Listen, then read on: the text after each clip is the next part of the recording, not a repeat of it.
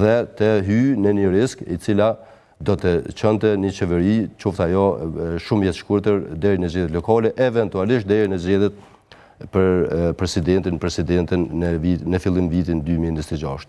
Rreziku këtu është që brenda këtij viti, nëse do të shkojmë me logjikën e Albin Kurtit, do të shkojmë edhe në dy palë zgjedhje brenda këtij viti. Edhe një herë në zgjedhjet qendrore, edhe në njëjtën kohë dhe zgjedhjet lokale të cilat i kemi të ndryshme. Kosto edhe për në kuptimin izolimit që e kemi si shtet me masa dhe të tjerat, po edhe në kuptimin e zhvillimit të brendshëm edhe reformave të cilat janë të nevojshme, që i përmendi dhe Ardioni, për cilat na pret Bashkimi Evropian që të vazhdojmë se jemi shumë mbrapa.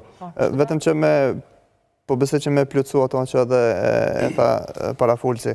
Kjo logjika e vazhdimit edhe barikadimit në qëndrimet e tyre ka qenë kësaj radhe kemi parë për të gjitha partitë politike, largo këto aleancën për Armeninë e Kosovës dhe nisme të cilat kanë qenë, njëra ka qenë e hapur për bashkëpunim me të gjitha palët, zotri Limaj me deklaratën që ka dhënë, edhe më herët edhe dje që e pat, edhe zotri Haradinaj që i ka ofruar mbështetjen e vet, votat e vet për partitë opozitare, pa kërkesa të veçanta, pa kushte.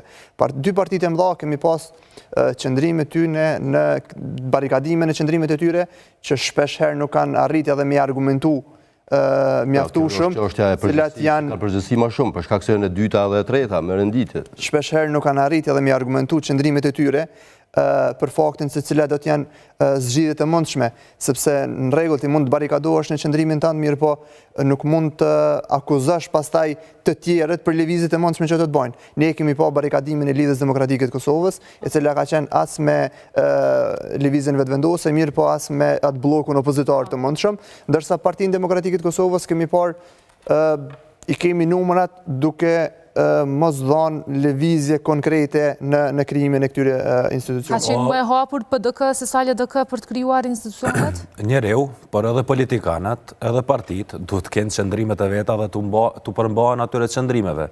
Nuk është të bëhet njeriu ose partia politike si bishti i kalit, herë andej herë këtej.